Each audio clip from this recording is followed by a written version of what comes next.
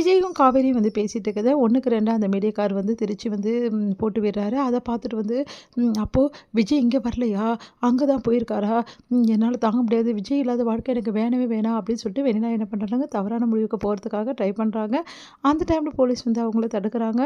விஜயும் அங்க வந்து வர வச்சுறாங்க போலீஸ். விஜய் வந்தோனே செம்ம டென்ஷன் ஆயிறாரு.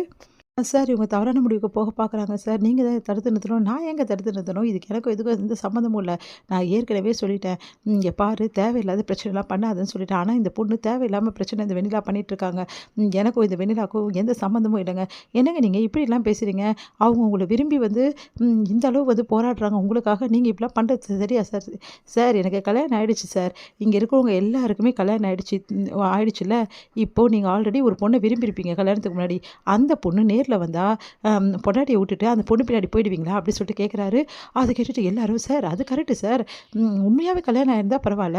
நீங்க தான் அக்ரீமெண்ட் மேரேஜ் பண்ணியிருக்கீங்களே சார். அக்ரீமெண்ட் மேரேஜ்ன்னு யாருங்க உங்ககிட்ட எல்லார்கிட்டயும் சொன்னது? நீங்களா சொன்னா அது அக்ரீமெண்ட் மேரேஜ் ஆயிடுமா?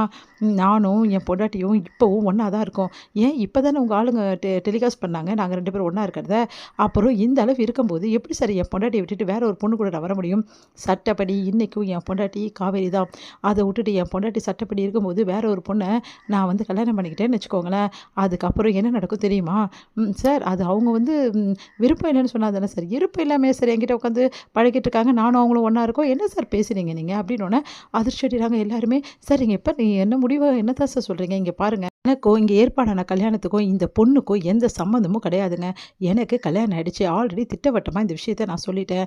சொல்லி கூட இந்த மாரி ஏற்பாடு பண்ணாங்கன்னா, அந்த விஷயத்தலாம் இவங்க கிட்ட தான் நீ கேட்கணும் அப்படின்னோனே மீடியா வந்து சார் நீங்க இப்படிலாம் பண்றது தப்பு சார். எது சார் தப்பு? ஒய்ஃப் இருக்கும்போது இன்னொரு பொண்ண தேடுறது தான் கரெக்ட்டா? அப்படின்னு சொல்லிட்டு கேட்குறாரு. அத கேட்டுட்டு என்ன பண்றதுன்னு தெரியாம எல்லாரும் தவிக்கிறாங்க. அப்போ வந்து ஏன் விஜய் இப்படிலாம் பண்ற? எனக்கு கல்யாணம் பண்ணிக்க எப்படிப்பா உன்ன கல்யாணம் பண்ணிக்க சொல்ற? எப்படி உன்ன பண்ணிப்பாங்க? எனக்கு ஒய்ஃப் இருக்கு கல்யாணம் ஆயிடுச்சுன்னு சொன்னேன்ல நானு.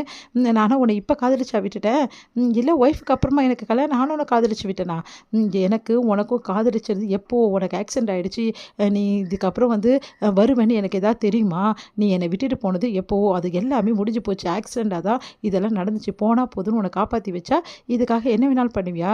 நன்றியே கிடையாதா உனக்கு? அப்படி சொல்லிட்டு கேட்குறாரு. அத கேட்டு வந்து செமையா டென்ஷன். இல்ல விஜய் இப்ப நீ கழுத தாலி கட்டி தான் ஆவணும். நடக்கிறதே வேற அப்படி சொல்லிட்டு ஓவரா பிரச்சனை பண்றாங்க. அத கேட்டுட்டு எல்லாருமே அதிர்ச்சியா அப்படியே பார்த்துட்டே இருக்காங்க. அவங்க சொந்தக்காரங்கலாம் விஜய் கிட்ட சண்டைக்கு வந்துடுறாங்க. "இங்க பாருப்பா, எங்க வீட்டு பொண்ண ஏமாத்திட்டு நீ போக முடியுமா? நாங்க விட்டுருவோமா?" அப்படின்றாங்க. "நீங்க என்ன வேணாலும் பண்ணிக்கங்க. யாரு என்ன பண்ணாலும் சரி. எனக்கு என் பொண்டாட்டி காவேரி தான். மத்தபடி எந்த பொண்ணையும் ஏத்துக்க வேண்டிய அவசியம் எனக்கு கிடையாது. இந்த கல்யாணத்தலாம் பண்ணிக்க வேண்டிய அவசியமே எனக்கு கிடையாது. போலீஸ் கூப்பிட்டாங்கன்னு தான் நான் வந்தேன். இல்லன்னா நான் இங்க வந்திருக்கவே மாட்டேன். இங்க பாருங்க சார், சொல்லி புரிய வைங்க எல்லாருக்கும். எனக்கு சட்டப்படி கல்யாணம் ஆயிடுச்சு. அதுக்காக நான் வேற ஒரு பொண்ண கல்யாணம்லாம் பண்ண முடியாது. இது சட்டப்படி குற்றம்னு உங்களுக்கு தெரியும்ல. சொல்லுங்க சார்" அப்படின்னோனே, "ஆமாங்க. அவர் சொல்றது தான் கரெக்ட்டு. சட்டப்படி அவங்களுக்கு ஒய்ஃப் இருக்கும்போது இன்னொரு கல்யாணம்லாம் அவர் பண்ண முடியாது. நீங்கலாம் வற்புறுத்ததுக்காக அவர் எப்படிங்க கல்யாணம் பண்ண முடியும்?" அப்படின்னு சொல்லிட்டு கேட்குறாங்க. அப்போ விஜய் என்ன நீ கல்யாணம் பண்ண மாட்டியா? அப்போ என்ன வந்து ஏத்துக்க மாட்டியா? இத பார் நிறுத்திட்டு சொல்லிட்டேன். ஏற்கனவே ரொம்ப ஓவரா போயிட்டுருக்கு அப்படின்றாரு விஜய். இங்க வந்து எல்லாருமே வந்து விஜய் வந்து ஓவரா வந்து டார்கெட் பண்ணி பேசிட்டே இருக்காங்க. அப்ப பண்ண முடியாதுன்னா முடியாதுங்க. தயவு செய்து என்ன விடுங்க அப்படின்னு சொல்லிட்டு பயங்கரமா திட்டுறாரு விஜய். அந்த டைம்ல கரெக்ட்டா அன்பரசு வந்து, "விஜய் நீ வெண்ணிலா கழுத்துல தாலி கட்டலாம் நடக்கிறதே வேற அப்படின்றாரு. நீ என்ன வேணாலும் பண்ணிக்கய்யா" அப்படின்னோனே, வெண்ணிலாவோட அப்பா, அம்மா வந்து இந்த உலகத்த விட்டு போறதுக்கு விஜய் தான் காரணம். ஆக்சிடென்ட் பண்ண சொன்னதே விஜய் தான் அப்படின்னு சொல்லிட்டு சொல்றாரு. அத கேட்டு விஜய் அதிர்ச்சி அடைகிறாரு. எல்லாருமே அதிர்ச்சியா வெண்ணிலாலேருந்து எல்லாருமே பார்த்துட்டு இருக்காங்க. "அப்ப ஆரம்பிச்சிட்டார்ல நம்ம சம்மந்தி" அப்படி சொல்லிட்டு சந்தோஷமா இருக்காரு பசுபதி. உடனே வந்து "யார பார்த்து என்னய்யா வார்த்தை சொன்ன?" அப்படி சொல்லிட்டு சட்டைய பிடிக்கிறாரு. "பாருங்க சார், நீங்க இருக்கும்போது சட்டைய பிடிக்கிறாரு" அப்படின்னோனே, "இதெல்லாம் உண்மைதான்" அப்படின்னோனே அதிர்ச்சி அடைகிறாரு.